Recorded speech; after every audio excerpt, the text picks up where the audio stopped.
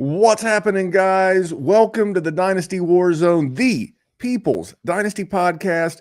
And in case you didn't know, it's Dynasty Hot Takes season on top of being OTA season and guest season. But before we get to our guest, allow me to introduce my co-host. You know him better as the man of the hour and the man with the power, Jerry Sinclair. Buddy, what's going on?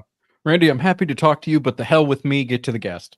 All right, the guest, this week's guest is none other than the director of content for Player Profiler. I would list all of the podcasts and things that he does at Player Profiler, but I really want to have a show today. So please welcome back to the Dynasty WarZone for the first time in a little bit, Mr. Theo Gremminger. Love being on the Dynasty WarZone. I've come on here several times. It's rare for Jerry to be around when I'm in the Warzone. A lot of times Jerry just like, you know, he's on vacation or something. So I get a full Dynasty WarZone tonight. This has always been one of the shows that's in my go-to listens every single week for years and years and years before you guys were even with Player Profiler. So big hat tip. I think every month, more and more people become aware of the Dynasty WarZone. Your show crushes it, and it's such great content. I love talking ball. And Randy, I talk ball with you all the time. So it's like this is like nothing. I can do this in my sleep, the Dynasty WarZone. Well, that is true. Theo and I, like, my wife calls my friends in the industry my internet friends. Now, she's met Jerry, but Theo is my quote unquote internet friend that I interact with a lot. Not only we do the gym together and we stayed in the same house. We're just internet friends anymore. We're real life. We're real life friends on top of being internet friends, even if we had never met. But that's been the coolest thing about being a Player Profiler is getting to meet all the guys. And we're not going to let the cat out of the bag just yet, but we have another partner pod coming up pretty soon. Good reason to stick around. And then I joke that you have a lot of podcasts, and you do. But what do you want our audience that maybe is listening from the Dynasty WarZone channel? They don't typically consume Player Profiler. What are you proud of? What are you working on? What do you want potentially a new listener to know what's going on with Theo? I dropped my handcuff running back rankings article, which sounds kind of easy, but it actually took me a long time, and I was pretty pleased with how it turned out. I'd love people to check that out. And Randy, I think like a lot of people watch you guys on YouTube. I think it's probably two audiences. There's the audience that listens to you as a podcast, three audiences actually. There's the audience that watches you on YouTube. There's the audience that consumes your content as a podcast. And then there's people that probably do both, who watch a little bit of the live stream, but then they're at the gym or they're on their way to work and they listen to it as a pod. I'm probably fall in that category for Dynasty WarZone. But it would be a big help to everybody. We are so close to 25,000 YouTube subscribers. We're only like 80 away, 75 away. So if you listen to the Dynasty WarZone and you do not subscribe to Player Profiler on YouTube, it helps us out. It helps the Dynasty WarZone out for us to cross that big number. So that's something we're proud of. We worked on a lot. And I think, you know, it's shows like yours, Memphis. I think, you know, ever since like I got more involved and you guys came on, I think we've helped drive that. So I'm very proud of that. It's a big team effort. And once we get past 25,000, kind of sky's the limit, in my opinion. So subscribe to us on YouTube is my only big ask. The one thing that I always tell everybody is it's the freest. It's a word that I made up with my buddy, Dr. Kyle. It's the freest way to help any content creation group that you enjoy their stuff. Subscribing, leaving a review, it seems like nothing. But you can even turn the notifications off. We prefer you turn the notifications on, but turn the notifications off if that you don't want notifications. Listen, I have a punchable face. I understand why they wouldn't want. But at least you have the hat on. Yeah. Do we tell the people that you showed up out of uniform? Yeah. Well, when the boss shows up, I better put the damn uniform on. You get your name tag in. You tuck your shirt. I want to give Jerry a separate shout out. So when we were down at the NFL for the NFL draft at the draft house. Jerry's like, there's this spot in Pinckney you got to go to called the Zuki Lake Tavern, and I'm like, Jerry, we already have a reservation there, and he's like, that's the spot, and I'm like, okay, whatever. And I'm like, Jerry, I told a couple people there, I'm like, my guy Jerry, who I've been in Dynasty leagues with forever from the Dynasty WarZone, He's saying that this is the spot. So I'm telling Cody Carpentier and all these people, and they're like, okay, cool. But downplaying it, nobody's hyped. We get there. That place was awesome. So big tip. It's funny when your town, man. You know your town. My mom worked there when I was a kid. Before they added out, it was just like the rinky-dinky hillbilly part of it, and then they added the upstairs and everything else. It's like the most iconic place in that little podunk ass town that I come from. The t-shirts are everywhere. They got the whole wall of everybody wearing them. So I was excited you guys were there. I was upset I wasn't there, but stupid work obligations, bunch of crap. I bet that place pops off during Michigan and Michigan State games. I bet like that Big Ten Saturdays in there are loaded with people. Yeah. The fact that Theo Gremminger and Cody Carpentier walked and breathed the same air that I have breathed is just, it's something that it warms my soul. It's like a warm fireplace in a winter cabin. That's you're putting the guest over a little strong. Well, hey, let's put over one of our advertisers real quick. Let's get a quick word from Underdog, and we'll get into some good people with bad trades.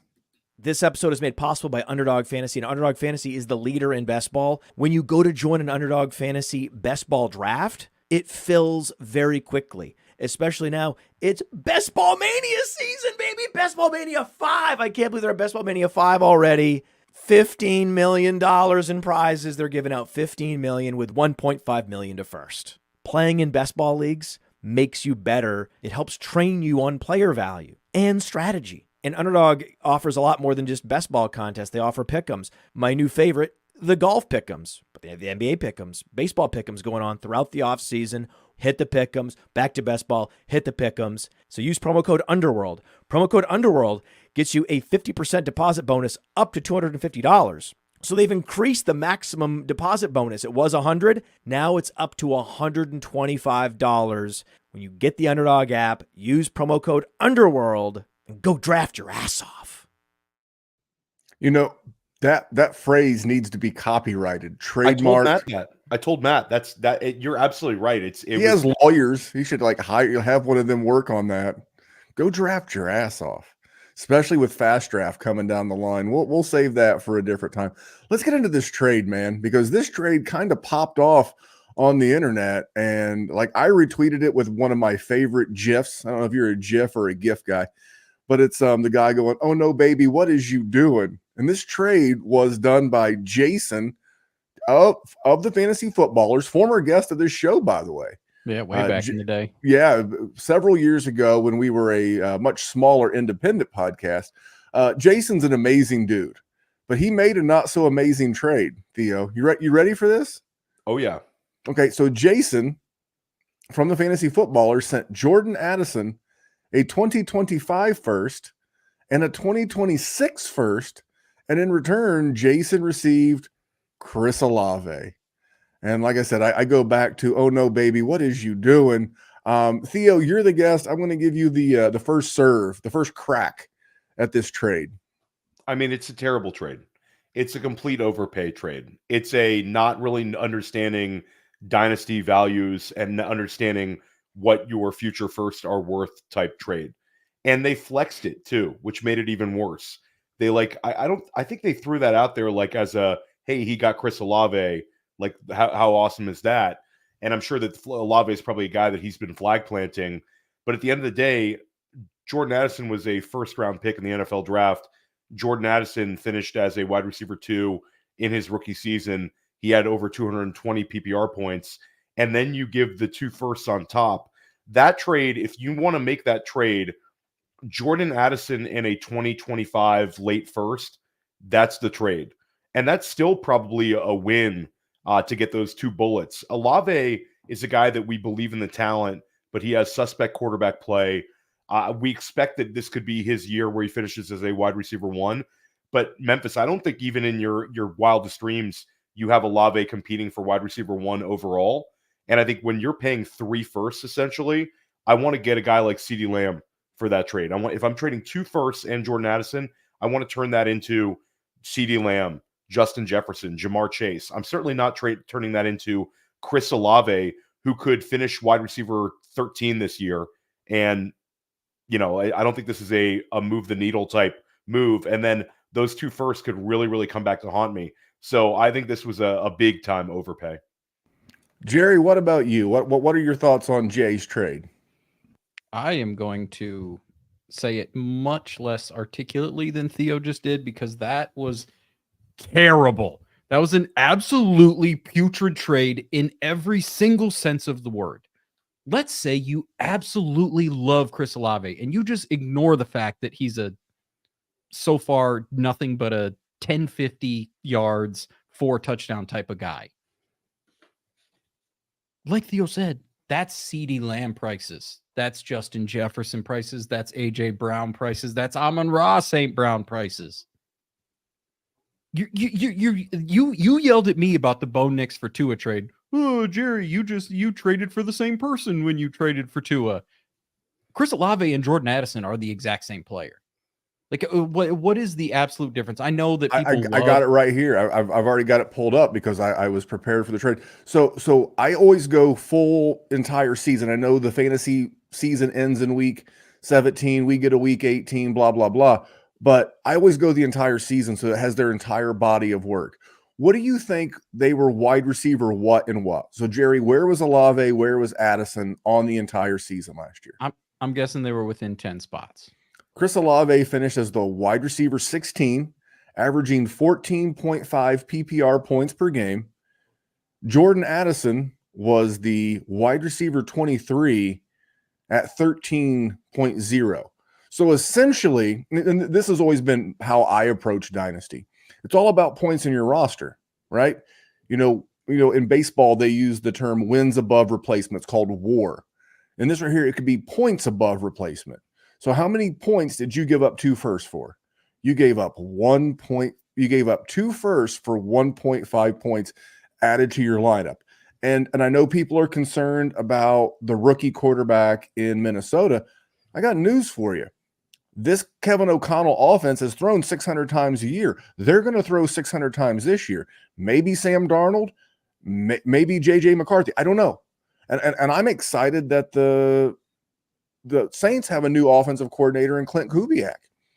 That's all great too. But at the end of the day, I think all these things are about a push, and you might have gotten 2 extra PPR points. And I mean, I'll wrap this up in a second, but Jerry, go ahead.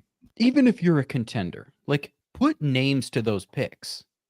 Okay, so it's a Jonathan Brooks or a Xavier Worthy or a Brian Thomas Jr., or a Keon Coleman, or a Bo Nix in a super flex draft. Like, you're still getting a quality player. And then you traded the 2026 too. And let's say it falls apart. Let's say Jordan Addison is better. When are you going to rebuild? 2027? More like, how are you going to rebuild? Yeah, that's what I mean. It's a situation that if it backfires, it puts you in such a horrible position to rebuild. And if you do have a decent enough player, you're going to have to flip them to recoup all of that. If you have a Josh Allen or a Jalen Hurts or a CeeDee Lamb or something, and you're looking at the rest of your roster and you go, oh shit, I screwed this thing up. Now they're on the block, and now you're in a full rebuild, and you don't have the future first. It's a tough situation. He flushed a lot of value down the toilet. Also, it was just a poor strategy. Theo, what final words on this, and I'll give you mine. I'll say that the one big takeaway is that the market is way too low on Jordan Addison. I saw in a redraft league, he went in the 8th round, and it's become sort of a popular thing where there's a number of people on Twitter, a number of analysts, some guys that I think are actually pretty good analysts, are sort of piling on Jordan Addison as this massive fade, this massive regression candidate this year. And he could regress a little bit, but I think that this is a very talented player who played really, really well as a rookie, commanded targets. And if JJ McCarthy is good in that offense, like Memphis said, then even if he regresses this year slightly, year 3 could be a really, really fun one again. So I would go kick the tires on some Jordan Addison. And I like drafting him in best ball and redraft as well if it's going to be that sort of price. If it's that price, I'll build a statue outside of somebody's house and I'll mow their lawn if they're going to give me that too. If you're going to offer me 2 firsts and Chris Olave, I will clean your dishes for a month. There you go. Mine is, guys, this is why you don't go see a proctologist when you have a sore throat. There are specialists in every industry, and the Ballers have been one of the best for a decade. It's a wonderful show. In season, it's great, but you can only serve so many masters, and that's why we stick to Dynasty. I'll do a little gambling stuff here or there. Theo has really like the best ball specialist and a Dynasty specialist, although he plays all genres. You're like that poker. You're like that poker player that plays mixed games. You'll play them all. But this is why you have specialists, and this is why Dynasty content can be tricky. That's why we're proud of what we do here, not only at the Dynasty WarZone, but the Player Profiler team. So many great Dynasty podcasts. So normally we go Dana White here, but we love Jay, so we're not going to give him a horrible Dana White. We're just going to give him this one. Federal prison. Federal fucking prison. If you're that fucking stupid and somebody else wants to do it, knock yourself out. There's not enough money in it. Yep. That's how I felt about that trade. So I'll let Dana White sum it up. All right, let's get into some hot takes. People love Dynasty Theo. People love Dynasty Hot Takes. And part of the reason why I wanted Theo to be our guest for Dynasty Hot Takes is, as I just mentioned, Theo is one of the, along with our friend Dan Williamson, some of the highest level best ball players in the entire game. And I want to know if there's anything that has created a Dynasty Hot Take for you based on what you're seeing in best ball. So like a player that you think is just going to be an absolute smash. So you're buying up everywhere because you know when they smash, the value goes up. Or maybe a guy that's a little overvalued that isn't going to smash and you're looking to move off of. So I didn't know how your best ball work has contributed to your Dynasty thoughts. I think one really interesting, and this is a great show subject. I love the hot take ones. You can get completely out there. But like you said, I think that the ADP market for best ball, it's something that Dynasty managers should follow. You certainly can see the guys that you want to trade and sort of sell high based on the steam. You can think of years back, guys, there was like that Gabe Davis steam a couple years back where he was like touching the second round in some of those drafts in the summer, third round pick. I mean, people were saying he was going to outscore Stephon Diggs on his own team. Cortland Sutton had that steam when Russell Wilson first came over, and I saw some Dynasty managers sort of cashing out of Cortland Sutton at the time. I think what's interesting for me is people are sort of ignoring last year a little bit when it comes to a guy like Travis Etienne. I think Travis Etienne has become a little bit of a value, and it was never a guy that I was like, pounding the table for. But I think that he's being pushed down to like the 3-4 turn on Underdog. This is a guy that was like a top 5 running back last year. And what's changed in the offense is they lost 2 wide receivers. Etienne took a step forward as a receiver last year.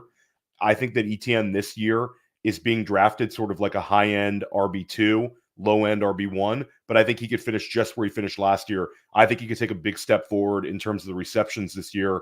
Maybe that this is the year where we see Etienne kind of fulfill his draft profile promise and he catches 70 balls. It's not that big of a jump to go from 58 to 70, but it's that big round number that's sort of like we associate with the really elite pass catching backs. So I think that Etienne is a little bit undervalued. I think that's one where Dynasty managers, when we've seen him in Dynasty startups, Memphis, going a little bit too late, I think. And I made a prediction on another show, and I'll double down here. I think that Travis Etienne outscores Jonathan Taylor this year in PPR. I think that's my big take this year. I think that it's again, I'm getting a 2-round discount. Jonathan Taylor, I have to use basically I'm having to pick him somewhere at the 1-2 turn in best ball. Travis Etienne, I get him 2 rounds later. So if I'm off Memphis and I'm off by like 10%, I still win that trade. I mean, still win that prediction. Oh, I'm here for the ETN. I had some reservations last year. They're going to use him. And nothing, I mean, except the addition of Brian Thomas, not a lot has changed the offense. But you can, if you want to be lazy, you can just plug Brian Thomas directly into Calvin Ridley's production from last year, which means you should love Evan Ingram, but you should really love Travis Etienne. I have a ton of love for that. I don't know how much Travis Etienne I have, but where do you rank him? So like I know Player Profiler is great with the Dynasty Dominator and the Dynasty Deluxe package. They get the rankings, but like in Theo's personal rankings, how high do you have? Do you have Etienne? Like RB5 maybe?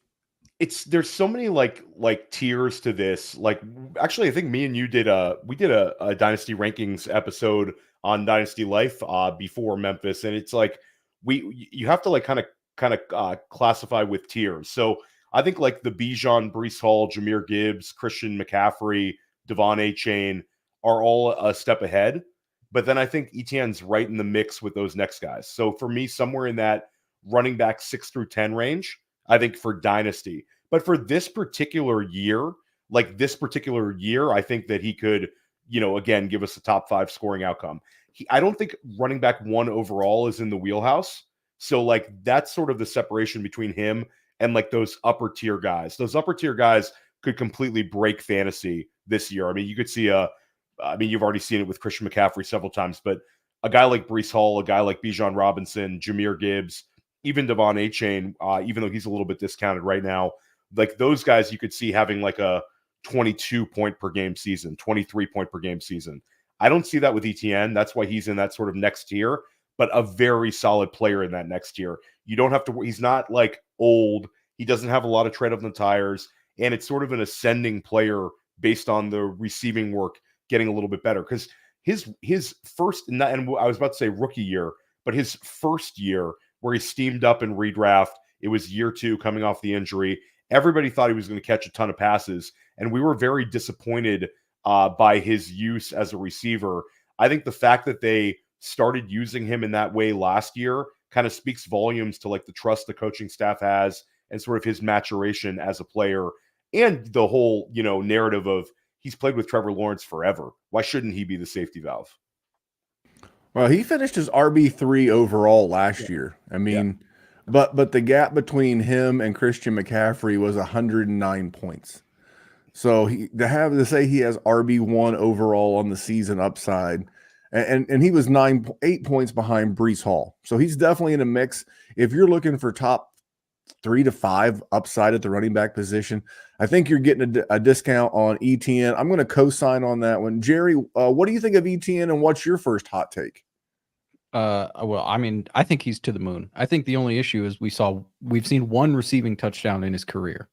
And if there's one thing that's going to piss us off, it's a lack of touchdowns, especially when he had almost 60 receptions last year. Clearly, it is in his toolkit. So, I mean, that's frustrating. If we can get 4 or 5 and maybe he gets those yards per carry back up to what he did his year 2, then we are looking at a guy who could threaten for RB1. If I'm going to do a hot take for RB1, I think Joe Mixon can finish as a top 3 running back this year, because I think they are going to want to play it safer with CJ Stroud. They know he's going to be done soon. Joe Mixon is not long for this league. He is only there to ensure, he's been like the most boringly effective running back for Dynasty for his entire career. He's never been the guy that had that explosive, hi, I'm Arian Foster and I just showed up. Or Saquon Barkley, where it's an elite recruiting profile and as a prospect, and then he comes in and he sets the world on fire. Joe Mixon was extremely polarizing from the moment he got to the league because of his incident at Oklahoma. And he's been good. He's just been, chocolate chip cookies good. He's not quite a sugar cookie, but he's also not like fudge with ice cream and everything else that you want on there. We got to get Jerry to crumble cookie. We have crumble. What's crumble? We don't have crumble cookie. We have. It's like a $12 cookie. Don't listen. Yeah, to them. It's super. Your kids would love them. They're good. They're good. I'll give you that. We do have them here in Iowa, but they just like put a whole bunch of nonsense on there. It's good. It's just I don't got fuck you money like Randy does. Apparently, I got to get a mortgage out to get some crumble cookie. I get these regional references, guys. It's not fair. I'm over here on Long Island. I'm not over. This is a national chain. How did it not start in New York? Isn't that the center of the universe? Is it? I didn't see. We didn't have any in Michigan, so it might not be on the east side. But I'm gonna bring some to next year's draft house. Theo, where are you at on this Mixon take? I'm not too far off. If you look last year, even without Joe Burrow for like 8-9 games, Joe Mixon finished as the RB6 on the season, and he's 1,400 yards, 12 touchdowns. he'll Man. be 29. He'll be 29 in July. So he's old, over the age apex for a running back, but I don't think that's crazy, Theo. No, I don't either. And I think it's a bet on the quality of the offense in Houston. It's also a bet on they don't care at all about Dameon Pierce. I don't think this coaching staff cares at all. Should they though? No, Should no, they not care at about all. Dameon Pierce? I don't think at all. But I think it's sort of the perception is Dameon Pierce is this valuable handcuff for some behind Mixon because, like you said, he's 29 years old. I wouldn't be shocked if somebody else establishes themselves, like Jawar Jordan's on the roster, somebody like that leaps Dameon Pierce. If Mixon were to miss some time. I'm writing a zero RB article now. Dead zone RB article now, where it's sort of like a targets in the dead zone, and Mixon was one of them. I think you kind of nailed it, Jerry. I mean, the quality of play was so good last year, and now he's going to be on an offense that's going to score a ton of points, and a quarterback that we really believe is going to take big strides forward. Mixon could fall in the end zone a bunch of times. Mixon could catch some passes out of the backfield, and Mixon could just basically do what he did last year, that exact same role. And the threat behind him is minimal. I like Mixon. As long as he can stay healthy, I think he's going to give you a lot more return on investment. And he's actually going in best ball almost neck and neck with like Alvin Kamara, slightly ahead of Kamara at this point. But I would bet much more on Mixon than Kamara. And I think there's actually some dynasty leagues out there where you could trade Kamara with maybe a little something on top and get that deal done for Mixon. I don't think people are as bullish in the dynasty streets on Mixon as like I know Randy has been for years now. So I would go ahead and float that one out there. Just pivot from Kamara to Mixon, and if you want something on top, give him a little sprinkle because I think he's going to outscore him pretty easily. Well, I like that because the offensive coordinator that made Alvin Kamara is no longer there. Not to say that Derek Carr is not going to check down because he certainly will, but that offense has changed. And to your point, they have been looking for someone in Houston to be the guy, and it's not Dameon Pierce. Last year they tried Devin Singletary. This year they're going to try Joe Mixon. And if it's not Joe Mixon, next year it'll be someone else. I like that. If you're a contender and you think you're going to finish somewhere in the 2-0, the top four, so your picks would be like the 9th, 10th, 11th, 12th, something like that. Go out and offer your second for Joe Mixon straight up. That's a deal that if you're a contender, that could be the RB depth that you need to help push you over the edge of a championship. I didn't think I would be the first guy to bring up a Detroit Lion, but here we go. He's a guy that I'm going to be breaking down in the Player Profiler world famous, in quotations, draft kit, coming soon to a device near you. My guy is Jahmyr Gibbs, man. I think Jahmyr Gibbs is the guy who can give Christian McCaffrey a run to be the RB1 overall on the season.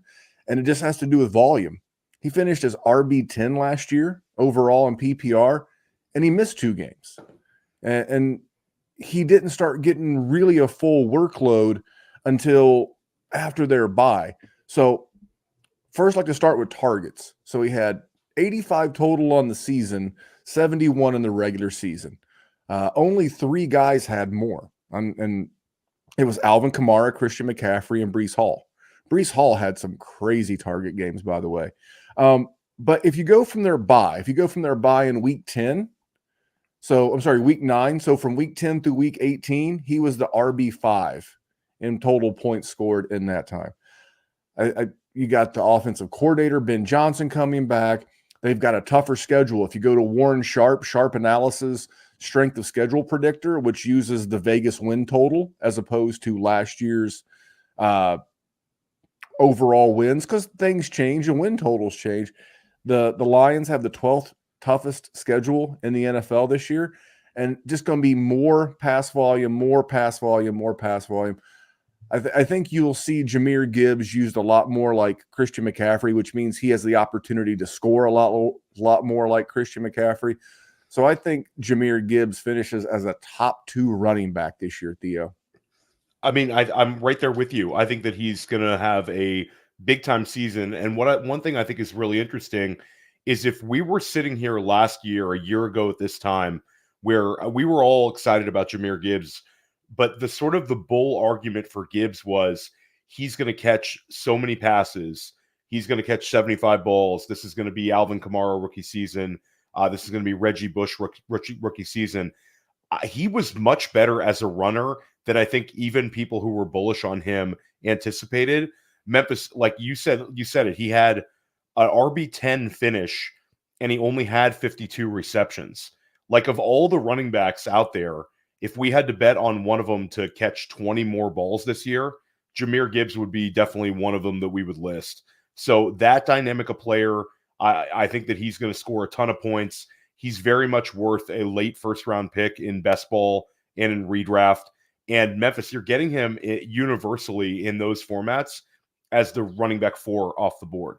Like there's sort of a big 3 right now with CMC, Bijan Robinson, Breece Hall. Those guys are steaming up, and Jahmyr Gibbs is sort of sitting there for you at the 1-2 turn. So I think he's a great best ball pick. I think anytime you get him in Dynasty, you're going to love it. And like you said, we have no question marks about that offense. Ben Johnson has had them scoring 5th overall in NFL points per game in back-to-back seasons. Last year, they had a bunch of young guys on the field for that. This year, everybody's a year older. Why can't the Lions finish as the number 1 scoring offense in the NFL this year? They're right there. I'm here for it. And I'll throw one more crazy Jahmyr Gibbs stat out there at you. So including the playoffs, he had 63 catches. He only had 1 receiving touchdown. That is, there's some touchdown progression there. I hate the term positive touchdown. Regression. Positive regression. No. He's just going to go. He's going to have some touchdown progression. I think there's a room. I mean, if he gets 5, you just added 24 more points. You added about 1.5 points to his season from an average standpoint. Now, Jerry, you got the Detroit Tigers hat on. You're clearly the Lions fan of the family. What are your thoughts on my Jahmyr Gibbs take? And then hit us with a second hot take. It's entirely possible. I am still worried about David Montgomery, boys. I mean, this man played 14 games. He scored 13 touchdowns. David Montgomery is always going to be a blister on the side of your foot over and over again. And you're just going to keep stepping on it week after week, and it's going to be frustrating as all hell. I still think Jahmyr Gibbs is an absolute monster. He's going to have a great year. I think we're going to see progression in touchdowns. So we're going to see even more than what we have seen, because dude is, it's like watching USC in 2006 and you just see Reggie Bush, and that's exactly what he does, but he's doing it in the league, doing it like an animal. There's just going to be times where he's frustrated by David Montgomery. That doesn't mean I don't think it's possible. I'm totally with you. God, I hope it's true, because if they do finish as the highest scoring offense, Jerry is going to parade around this podcast week after week, butt ass naked, singing a jig. As far as other hot takes, do you want me to go with a crazy one? We'll just go easy. You got 2 more. Yes. So we'll save more bullets. We'll save the spicy one. Dak Prescott, QB1. Me and Theo both. We both gave you the eyes. Overall, this is spicy. Go for it. Go. Yes, please. He's got CeeDee Lamb, and who's going to run the ball? Are we excited about Zeke coming back at 144 years old after just showing, he's pretty cooked? But we got Rico Dowdle. I think Rico Dowdle's biggest downfall is that his name is Rico Dowdle. If his name was like Tank Gadsby, he would be a bad man and we would like him more. But also, I've never seen anything from any of them. Michael Gallup's gone. I mean, we got guys like Ryan Flournoy and Brandon Cooks, and no, CeeDee Lamb's going to feast. Dak Prescott, what did Dak finish last year? Probably like QB3 that's or 4, right? It was the QB3. He finished 50 points behind Josh Allen. And that's the only – now, if you said QB2, But Josh Allen's in a situation where he lost Stephon Diggs. And I mean, I like last year. Go ahead. I mean, still, but like what, I like Keon Coleman, but he's not 28-year-old or 29-year-old Stephon Diggs, been an absolute animal in the league for the last half a decade. So, I mean, there's a lot there. I just like Dak. I like Dak. He's super productive, and dynasty players frickin' hate him. They hate him in every super flex draft. I don't understand how this man falls to where he falls every single time. Like, let's pull up Mr. Dak's finishes. Now, this is my most recent startup, and I'm doing it from Sleeper. So 3, then he finishes QB 18 in 12 games, QB 8 in 16 games, then he got hurt. QB 2, QB 10, QB 7. Like, what does this man have to do for people to give him any sort of respect? And CeeDee Lamb has emerged as one of the absolute alphas of alphas, just a ding dong that rubs against his kneecap. Like, and I'm going to bet against him being productive and getting the ball, and that offense not exactly flowing through CeeDee Lamb and Dak Prescott when the alternative is Rico Dowdle and Ezekiel Elliott. No, absolutely not, gentlemen. So I will take the discount on Dak Prescott prices and then taste your tears when they fill my championship chalice. I have a lot of Dak in Dynasty, and like last year, I mean, gosh, he was so good during that stretch. Right after the bye week was like CeeDee Lamb and Dak Prescott just going absolutely nuts. They talk about how they're embracing analytics, and that's one of the reasons that they are like the running back didn't matter, and they didn't draft Jonathan Brooks or any of the players that they were rumored for.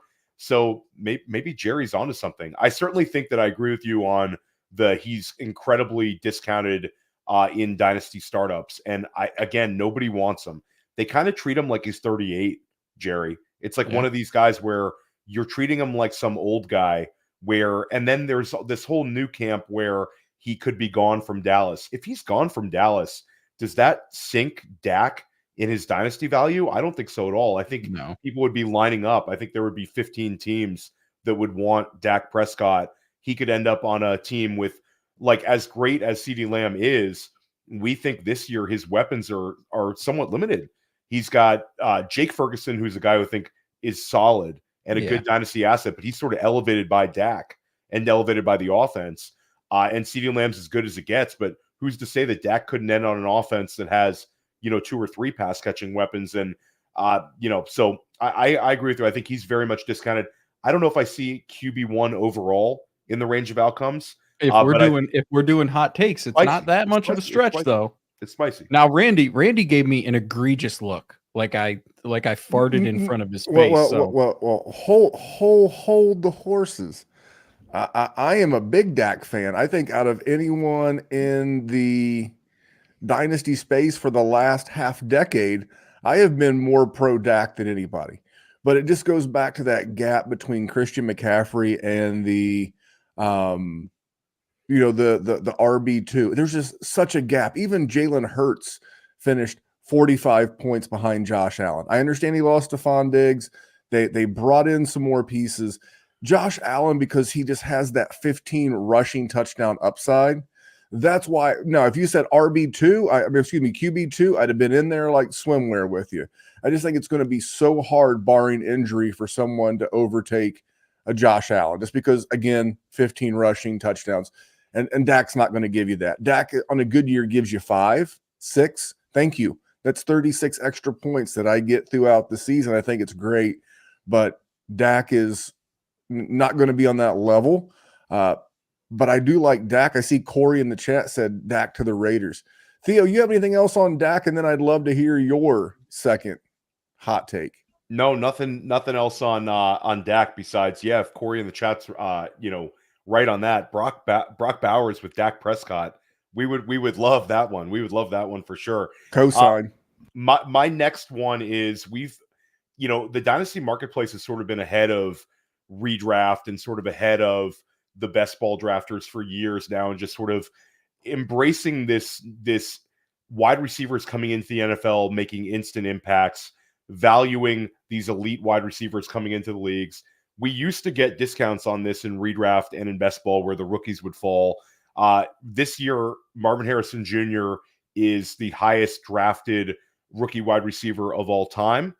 Malik Neighbors is actually also the highest drafted wide receiver of all time. He just happens to be in the same draft class as Marvin Harrison Jr. Malik Neighbors is going about 2 rounds ahead of where we saw Jamar Chase being drafted at this time during their rookie seasons. And I actually think that the market's going to be right on this, guys. I think we've seen rookie wide receivers finish inside of the top 6 scorers at the position in 3 out of the last 4 seasons. And I think that this year, Marvin Harrison Jr. and Malik Neighbors both finish as wide receiver 1s. They're both going to finish inside of the top 12 wide receiver scoring. I think that Marvin Harrison Jr. is going to be somewhere around like wide receiver 6, wide receiver 7. I think he's going to be great. But I think Malik Neighbors is going to be the big winner. I think wherever you got him in best ball, wherever you got him in redraft, and certainly the dynasty managers who got him at like the 104 are going to be thrilled with how good he's going to be this year. I think he's going to rip it up. I think he's going to get 155 targets, and I think that he is going to exceed expectations in every single format. Both rookie wide receivers finish inside of wide receiver 1 land. I believe that'll be the first time, Memphis. We saw Jamar Chase and Jalen Waddle. I think Jalen Waddle finished just outside of wide receiver 1 land. I can't recall a year where we had 2 rookies inside of wide receiver 1 land.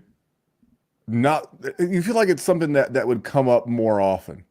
I'm on board, Jerry. What are your thoughts on Marvin and Neighbors? I don't think the Marvin one is as hot as the Neighbors one, but I'll get into my thoughts in a second. What is your path to Malik Neighbors getting it? Because now you're taking a leap to trust Daniel Jones to help you out in this statement. So are we just seeing an improved Daniel Jones, or do you just think this man is such an animal that he's just going to be open and Daniel Jones is not going to have a choice? It's going to be a combination of explosiveness, manufactured touches, and target volume. You look at this roster, you look at the weapons on offense. How can they not get the ball in his hands 160 times? This is self-preservation. This is Brian Daboll coaching for his job. Daniel Jones is limited in what he can do, but I think that they're going to do enough in terms of just force-feeding this player the ball, and he's going to have enough spike weeks to counteract with the weeks that he's just getting those 10-target games that this is going to happen. I think Neighbors is almost too big to fail. I think back to like the Odell Beckham Jr.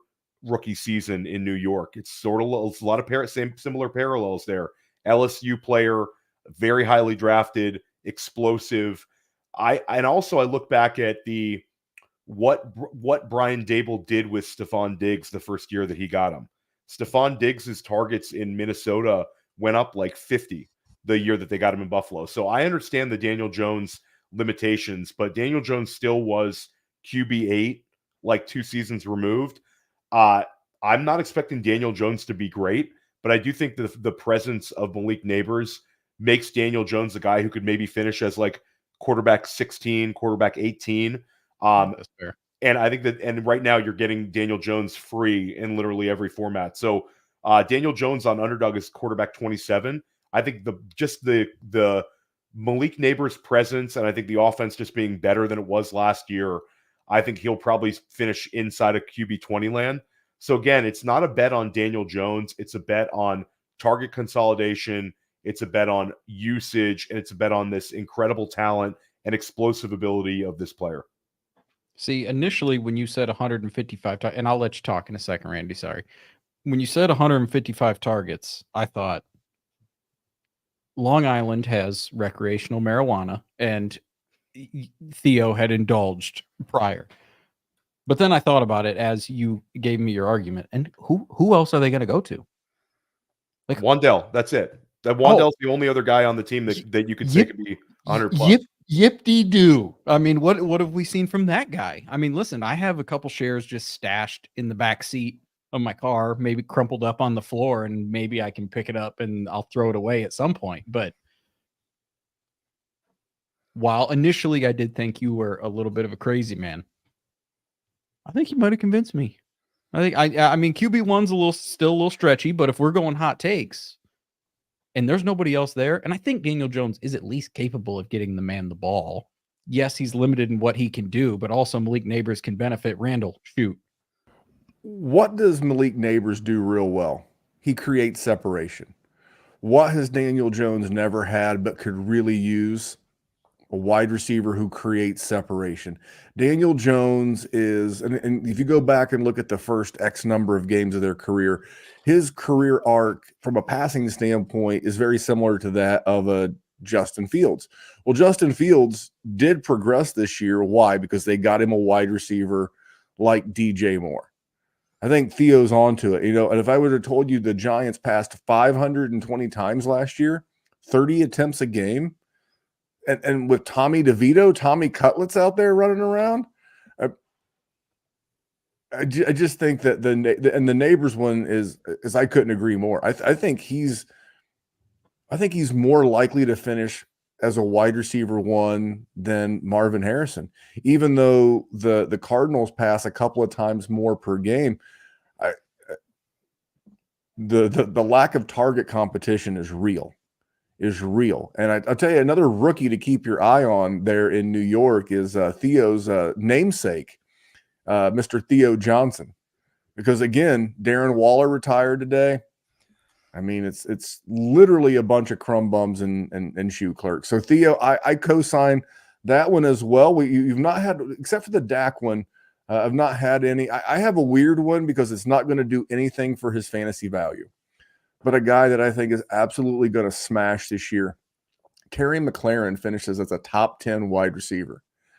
And I see Jerry just threw the microphone. It's pretty simple. Here's a guy that all he does is average 1,100 yards a season. It's eerily reminiscent of DJ Moore. And all of a sudden, you get this big QB upgrade and you get an offensive coordinator upgrade. And all of a sudden, a true star can be able to shine. This guy has literally caught 58, 87, 77, 77, 79. This, like I said, go look at DJ Moore stats. They're eerily similar. And DJ Moore blew up last year. Why? Because he was hyper-targeted by a better quarterback than he had. And that's saying a lot how bad his previous quarterbacks were, because Justin Fields is no longer on the team. And I'm not a Jaden Daniels guy, but man, I think this seems like you are. No, I'm a Terry McLaurin guy. I was always a DJ Moore guy. I wasn't a Justin Fields guy. So these two things can be different. Theo, I saw your face when I said Terry McLaurin, because that's a tough room to get into. As good as the wide receiver position is with CeeDee Lamb and Amon-Ra and JJ and Chase, I know that's why it's a hot take, because I've always believed in this dude's talent, and I think he's finally got the QB to show it to the world. I actually had made this exact same, like, we talk ball all the time, Memphis, and we're on the same page here. I made this same prediction. I had Davis Maddock. We did the similar hot take show, and it's Terry McLaurin, is this year's DJ Moore, has his best season ever as a pro. I think it's right there. And I think I am a Jaden Daniels guy. And I think Jaden Daniels is going to kind of elevate his play. I think the offense is going to be aggressive. I think the offense is going to pass a lot. And I think the threat of Jaden Daniels as a runner puts extra pressure on defenses. So I think that F1 has sort of been like, he's been a guy where you've always been sort of happy to have him on your dynasty team, but he's never had that one season which is like, hey, look at what a great player Terry McLaurin is. Look what he did in this season. I think it could be this, like you said, a career high in a bunch of statistical categories. And I think, he'll challenge for wide receiver one land. I also think that if you look at what they did in the draft, they didn't get anybody to really challenge him. Like Luke McCaffrey's different, Ben Sinnott, tight end.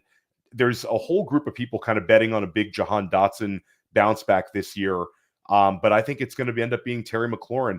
And if I'm wrong on Jaden Daniels ends up struggling, then a lot of times when you see rookies struggling, what do? They key in on their top target. So I think there's a lot of pathways for McLaurin to return value to you based on where you can get him for your dynasty teams right now whether it's a startup or whether it's a trade. You know, he's past the age apex. A lot of people are sort of like, yeah, I'll take that pick for Terry McLaurin. I really could care less about having him. So I think it's worth kicking the tires, seeing if you can get him. All right, Jerry, you scoffed, you threw the microphone. I have Theo on my side. I'm on your side. I'm going to allow you to retort. Do not touch Ben Sinnot's targets in that damn offense. Get out of here. I'm the I know. Yeah, that's no, my and guy. I defended your honor last week because Randy said some nonsense about Ben Sinnott. I don't even remember what it was. Don't do it. It was debauchery and it was lies. It's like Zach Ertz positivity. There's Dan No. Williamson in Memphis will throw so cold water on that young tight end. I mean, listen, it's fine. I worry too much about Jaden Daniels that if he doesn't see exactly what he wants, he's just going to run away, which is his game. And so I don't know if we're going to see that big of an uptick in his targets, because you're talking you need an extra 30, No. Well, he's 30 receptions, or you need double the touchdowns that he's been getting. That's the best part. That's a tough sell. Is he's been getting it over the last 4 years an average of 130 targets a season. The problem is he can only catch 62% of them because the quarterback's fucking terrible. Which is fair. Which is fair. I hear you. I don't want to trust a rookie who's just going to come in and immediately think he's going to be exponentially better than them. I don't know that he is. I think he is as a dynasty asset because he can run for 800 yards, but skeptical. Well, all right. And he's a grandpa, and I say that, he's younger than he's literally younger than all of us, but he's literally 28 years old. He's literally 28. All right, Jerry's got me a little verklempt. I am going to take I'm going to take a word. I'm going to take a minute, and we're going to hear about the Dynasty Deluxe. This episode is brought to you by Player Profiler, the Dynasty Deluxe package. The rankings are the best in the industry. It includes strategy mode, where you can say, hey, change the rankings to be win now. Oh, change the rankings to be productive struggle. There's also a draft planner to help to strategize where you should take players, because the draft planner also includes ADP. There's a trade finder where we look up on My Fantasy League and we see trades that are done, including a particular player. Then there's a trade analyzer where you can plug in draft picks, players, and we assign a lifetime value to draft picks out 5 years. The best thing about our trade analyzer, it can't be gamed with volume. And there's mock draft data to see right now what's the market for player X versus player Y, including in the fall when very few mock drafts are happening. And our Dynasty guide, the Dynasty Dominator, would cost you $10 on Amazon, but you get it for free with Dynasty Deluxe, and you get our rookie guide for free, a $25 value. So you get all of that for $45. I mean, it's a great deal. It is a great deal, and we are back. We're going to knock out a couple more hot takes, but Theo, man, Jerry just wants to come after Terry. Their names rhyme. Why would you do that? We're going to knock out a couple more hot takes with our guest, Theo Gremminger from Player Profiler. I'm going to let Theo give us the last one. So I'm going to go back to Jerry. I'm going to take his last one apart just for spite. Which is fair. And I'm going to deserve any hatred that I get in this one. This is the year. This is the Kyle Pitts year. Kirk Cousins has come riding in on his glorious white horse and his shining armor and his chains and his awkwardness and his Spartan degree, attaboy. And he rejuvenates this man. And he outperforms the Trey McBrides of the world and everybody's darling. I was going to do Dalton Kincaid, because what's funny is last week I was poo-pooing on you a little bit about Dalton Kincaid, Randy, and you switched my mind. I'm in on this guy. But with what Kirk Cousins has done for tight ends throughout his career, and we see, yes, Drake London is in Atlanta, and then we also have Rondale Moore. Ooh. Yip-de-doo. We have Darnell Mooney. Okay. And then we have Kyle Pitts. So I think this is the year that he changes the perception around him. Yes, he had the unbelievable rookie year where he had 1,000 yards. And Arthur Smith was Arthur Smith, where I'm not going to go into that. And he disappointed all of us. But boys, I think we're looking at Kyle Pitts. I'm not going to say that he's going to do what Sam Laporta did, because 10 touchdowns is pretty wicked, and we've seen like 2 in his whole career. But I think he's a top 3 tight end. And I think that this year and going forward, I think he's perennially going to be something that Randy is forced to talk about. And I know he doesn't want to, and that makes me even happier. Well, I'll take this one first because I know Theo is also pro Kyle Pitts. I listen to a lot of Theo on the Player Profiler Network. I'm fine with it. I don't think top 3 is out of the range of possibilities, because it's still probably going to be Kelsey in the top 3, obviously Laporta in the top 3, and then who else? TJ Hawkinson's hurt, maybe Trey McBride, but we just talked about new competition from Marvin Harrison. And even though there's still plenty of targets there, because he only had like 90 last year, but I don't think it's out of the range of possibilities. And the one thing that Kyle Pitts has that the other tight ends don't have is that he's got a really good backup QB in rookie Michael Penix Jr. That's how we say it around here at Player Profiler, Michael Penix Jr. So I don't hate it. Theo, I know you're big on Pitts this year. Yeah, I mean, I think that it's sort of it's a bet on Kirk Cousins elevating the offense, or, you know, if they do go with the rookie later in the year for whatever reason, they have a really, really talented backup. I mean, well, basically, you know, the organization values the guy as a top 10 pick. But I mean, the thing about Pitts is we've already seen him have a 1,000-yard season. The last time he sort of had a normal quarterback like Matt Ryan, even on his downswing, he had 68 catches and 1,000 receiving yards. The reason that season was not impactful for fantasy was that he only had 1 touchdown grab, which was like a really, really weird outcome for a tight end his size, his athleticism, who had 68 catches and 1,000 receiving yards. He's younger than Dalton Kincaid. He's younger than Trey McBride. And I'll say Memphis, he's not a guy that I'm reaching for and overpaying for in Dynasty. But when he is available to me, I took him in a recent startup. And in best ball, like when he's at cost, I'm willing to click the draft button, because I think it's also sort of a Drake London's been steamed up every single which way right now. And if we're believing that and Bijan Robinson is one of the most expensive Dynasty assets, period, and the guy's going inside of the top 5 in a lot of these early redraft leagues. But if you're betting on this offense taking a really big step forward, he's actually the cheapest option of the 3. And we've already seen him have a 68 catch, 1,000-yard season. And we're betting on a 23-year-old as well. It's not like this guy's some, 29-year-old who we haven't seen him do anything. He's certainly flashed. He has the draft capital. And again, younger than a lot of these tight ends who have jumped ahead of him. So I think Kyle Pitts is going to have a very, very solid season. And I would say it's a competition for who gets tight end 1 overall. My bet would be Laporta repeating, just because I think he's insane. But I wouldn't be surprised if a couple of the guys, you mentioned Kelsey, McBride, Kincaid, it's a very strong tight end class. And I'll say the tight end that I think I don't want to get spicy. I don't want to throw a bold take into Jerry's bold take, but I think the tight end that's probably the cheapest dynasty trade target and the cheapest best ball draft pick that could finish tight end 1 overall is Evan Engram. Evan Engram, if he has positive touchdown regression, Jerry, this is a guy that catches a ton of balls, gets a ton of targets. That's sort of the bottom of the barrel. So I think it's actually a pretty wide open for guys who finished inside the top 3 at tight end this year, unlike previous seasons.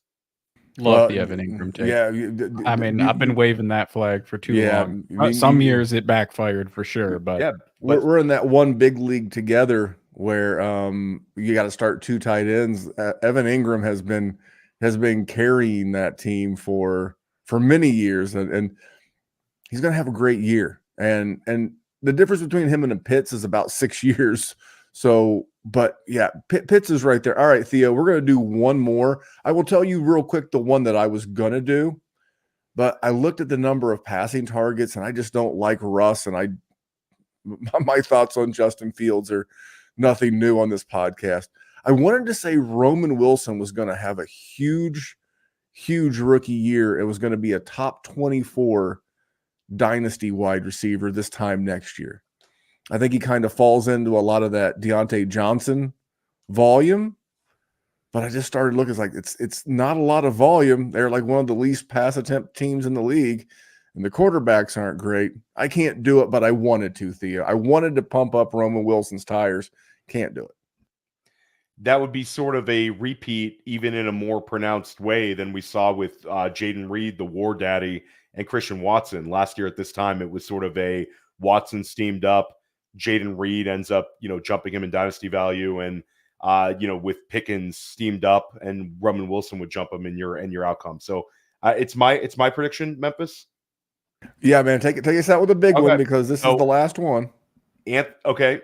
Anthony Richardson finishes his QB1 overall, and he breaks the rushing touchdown record at the quarterback's position by 5. He has 20 rushing touchdowns this year. We saw the record is Jalen Hurts and Josh Allen tied at 15. You referenced it earlier in the show. Anthony Richardson finishes QB1 overall, and I think that he's going to be better as a passer than some people think. I actually think Adonai Mitchell is going to be a guy where I wish I had a little bit more of him in Dynasty. I think he's going to be the splash play guy. Michael Pittman Jr., Jonathan Taylor in the backfield. I think that they've got a lot of juice on this offense. Anthony Richardson to the moon, QB1 overall, rushes for about 1,000 yards, runs for 20 touchdowns. I am an Indianapolis Colts fan. I live about 30 minutes north of the stadium. I would be totally here for it, but I can, and like I said, there was nothing about Jerry's that was bad. It's just the rushing upside. That's the one thing that you mentioned that this guy has, and that's him stealing rushing touchdowns is the one reason why I didn't push back on your Travis Etienne take when you were talking about Jonathan Taylor. It's tough. It's the same. I would be a hypocrite because it's the same reason why I'm concerned about Saquon Barkley in Philly. Is Jalen Hurts is getting his 12 to 15. It's just how it works. Man, I hope you're right. I can definitely see it within the. I will say this: if that happens, if he finishes statistically as the QB1, the Colts will win that division. I'll just piggyback that. They will take down CJ Stroud and the Houston Texans because they were a dropped pass in the flat away last year from winning that division. And maybe the hype on the Texans isn't what it is, but I'm going to let Jerry have the last word on A-Rich. If that man scores 20 touchdowns, AR-15. I will eat a flip-flop on this show. You've done that before. You still got to eat that Tigers hat. No. Yeah, and I didn't have to. Listen, I'm in on Anthony Richardson. I think he's an absolute animal. 20 touchdowns is wildly crazy, but I mean, he played 4 games. He had 4 touchdowns. On pace, it's not that far off. It's math. You have to keep Simple up with math, it. guys. It's I graduated with a history degree. I'm not a mathematician. I barely can count beyond my fingers, but I'm very excited for Anthony Richardson. I think everybody should be. It's weird because when one injury happens and we don't see them play for a long chunk, and then we go through a rookie draft where everybody is super sexy, because we do have a sexy rookie draft. Those sophomore guys, they're always like the forgotten children that moved away and your parents don't care about him anymore. I'm for it. I'm with it. I think he's still the animal that 365 days ago that everybody would have built a statue for. Still that guy. Theo, you're an absolute animal. Well, we're going to let Theo plug away all of the things he has going on over at Player Profiler. I want to give a shout out to Jamie Parag in the chat. He said during the Terry McLaurin hot take that was something he was doing on his podcast. So I asked him, I was like, what's your podcast name? And he's like, Going for 2 Cheat Sheet. So if you're looking for something different, Jamie has always been in the chat. He's always been a very loyal supporter. Seems like he's got his own pod. Help a brother out, man. Go check out Going for 2 Cheat Sheet and see what Jamie has going on. But Theo, what's coming up this week? Because our patrons will get this on Monday night. They get it early and ad-free over at patreon.com/Dynasty WarZone. But what are you working on this week? What kind of guests do you have coming up on Dynasty Live, First Class Fantasy? What's going on this week? Yeah, so this is a busy week as always. I'm dropping a Dynasty Life Monday with Ryan Heath of Fantasy Points, and I gave Ryan this compliment. We read the same statistics kind of over and over again. Ryan's statistical takeaways and research are just money. Like, he's really good with that. So I think that's going to be a very helpful episode for everybody. I have Cody Carpentier and Matty Kiwoom on a press coverage where we're doing a really fun one similar to this. We're looking at this year's version of. So this year's version of Puka Nacua, this year's version of Sam Laporta. We even go back historically. Is there this year's version of 2022 Josh Jacobs? That's a fun one. And yeah, check out my article I dropped on my handcuff running back rankings. And then I'm also dropping the dead zone running back, analysis, targets and fades in the dead zone. Those are two pieces I've been working on a while. And yeah, subscribe to us here on YouTube. Keep supporting shows like the Dynasty WarZone. Big shout out to you guys for all your success. Love the Dynasty WarZone. Must watch YouTube programming every Sunday night. Big tat tip to you guys. Thanks for having me on. We have some other. First of all, thank you, because I know how busy you are. You've got a beautiful family that runs you ragged, on top of all your player profiler duties and the other stuff that you have going on. So I super appreciate it. We have more player profiler guests coming up. I said it's guest season. I literally had this epiphany the other day. It's like, man, we work with all of these great guys. And I was like, why am I not inviting more of them on the show? So I did Wake and Take last week with Jason Alwine. He's going to come on next Sunday. And then the following Sunday, we've got Dan Williamson lined up. I love Dan Williamson. He's like the secret third co-host. He comes in and bats. He's a pinch hitter for the Dynasty WarZone when one of the guys is out on like vacation or just needs a break. So super excited. But if there's someone from Player Profiler that we've not had on or not had on in a while that you would like to have us, interact with about Dynasty, put it in the comments on YouTube and I'll work on getting them scheduled. But Theo, man, thank you so much for coming on. Jerry, do you have anything? I mean, what do you say when Theo shows up? The fact that he could even come down out of his ivory tower of the player profiler heaven tier and slum it down with some peasants like us. No, jokes aside, we've done podcasts with Theo since he was a host on the GOAT District. Our dogs, I mean, JD, Theo, and Dan. Obviously, we still see Theo and Dan quite a bit. Absolutely love it every time I've ever interacted with you guys. We have fun. I talked about warming my heart earlier. Seeing Theo just drop his nuts on this community and absolutely be a top dog demon and having other top dog demons on every show. Obviously, always smart. I know I'm the trashy host on Player Profiler and says things like drop his nuts on them.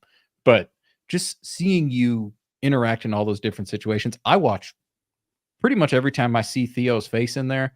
I saw the Podfather was giving you some stuff because you're always super zoomed in because you're always super close to the camera. A couple. Oh yeah, yeah. I had to push it back a little bit. They're busting my ball. But every time I see the zoomed in Theo face, I've got like an hour drive from work. I just pop it right up there. I listen to you guys. Love it always. I love Theo because he literally has the best Rolodex or contacts list of anybody in this space. It's always like, how do you get that guy? How do you get, and like Theo has a better guest list now. No shot at my boy Dan Williamson than the Podfather sometimes. So you kill it, Theo. Thank you for having us. Thank you for joining us tonight. And for all of you guys in the chat, really appreciate the love tonight. We will be back here next week with Jason Alwine. Maybe we'll do a whole show of good people, bad trades, or good people, or a combination thereof. But I guarantee you a good time if you show up next Sunday. Thanks for tuning in. See you guys next week. Hey, I want to thank you for being part of this broadcast. If you have any thoughts on it, leave a comment. If you enjoyed it, make sure you leave a like. And if you want to see more shows on the Player Profiler channel, subscribe to it. That's how we know you want more.